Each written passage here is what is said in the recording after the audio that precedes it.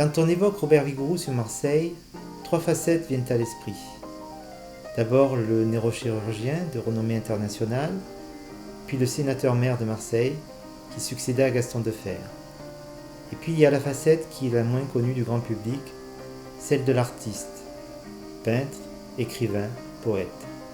Toutes ces passions auxquelles il s'est consacré jusqu'à la fin de sa vie.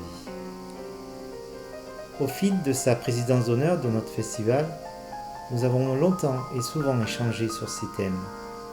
Et évidemment, nous avons aussi beaucoup parlé de Marseille et la culture. Voici ce qu'il pensait.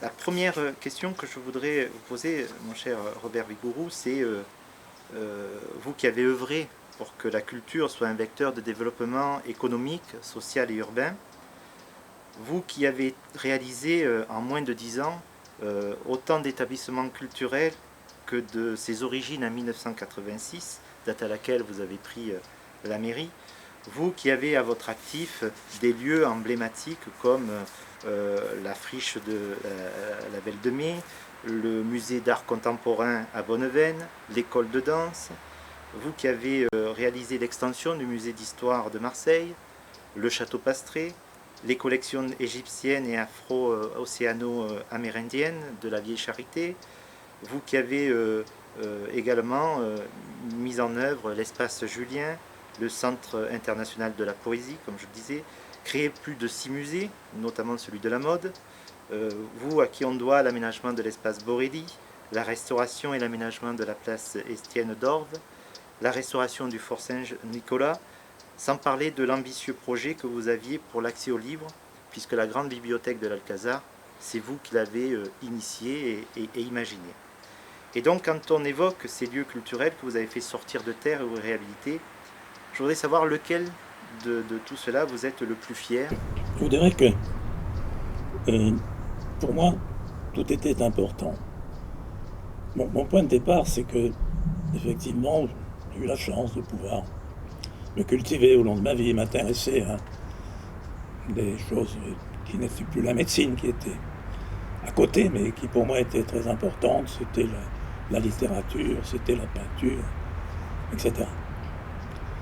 Mon idée de base est qu'il faut partir de la culture de tous, c'est ce que j'ai dit, en estimant que là, c'est un trépied, il y a la culture, il y a les sciences, et il y a l'éducation. Et puis, la plateforme, c'est le socio-économique et tout le reste tout autour. Donc, une ville qui n'a pas d'éducation, qui n'a pas des lieux de culture, des possibilités de culture, qui n'a pas une recherche scientifique importante dans tous les domaines, bien, c'est une ville pas morte, bien sûr, mais c'est une ville qui n'a pas de véritable vie.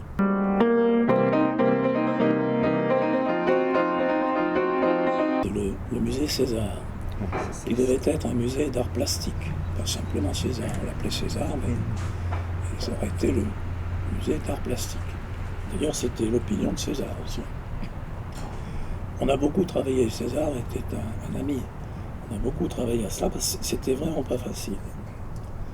Et finalement, l'accord a été signé par César et moi-même devant des notaires, de façon que ce soit, parce qu'une donation, ça ne se fait pas comme ça. Donc César avait donné une centaine d'œuvres majeures, à une condition justement, c'est qu'on fasse ce musée d'art plastique. Et on a commencé à travailler rapidement ce musée d'art plastique. J'avais une idée sur son emplacement qui a plu à César. C'était entre le Vieux-Port et l'Hôtel-Dieu. Et c'était un espalier avec des verticales en vitre pour qu'on voit l'intérieur du musée de l'extérieur. Et puis des pelouses horizontales où même des enfants auraient pu jouer, on aurait mis des barrières. Enfin, ça c'était à voir en détail. Et ça a monté donc jusqu'à l'Hôtel-Dieu.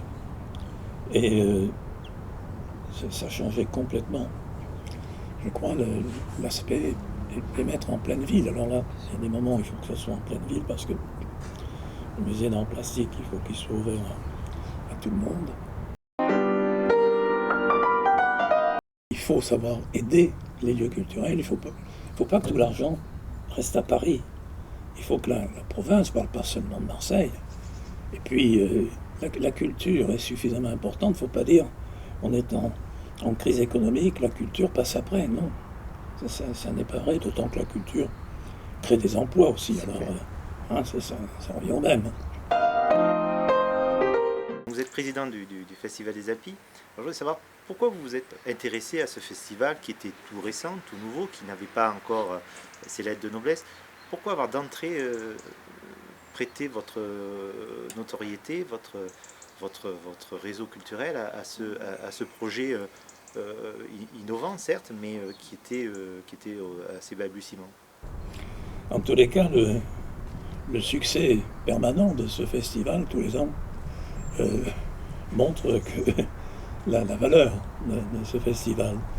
Et pour moi, c'était une certaine forme de culture qui était un petit peu délaissée. C'est une culture, je ne peux pas dire populaire, j'aime pas ce mot d'ailleurs, ouverte à tous. Parce qu'écouter de la musique et des chants de tous les pays du monde, mais qui sont non pas terre à terre, mais qui viennent de la terre, qui sont très humaines. C'est très différent de ce que l'on entend d'habitude.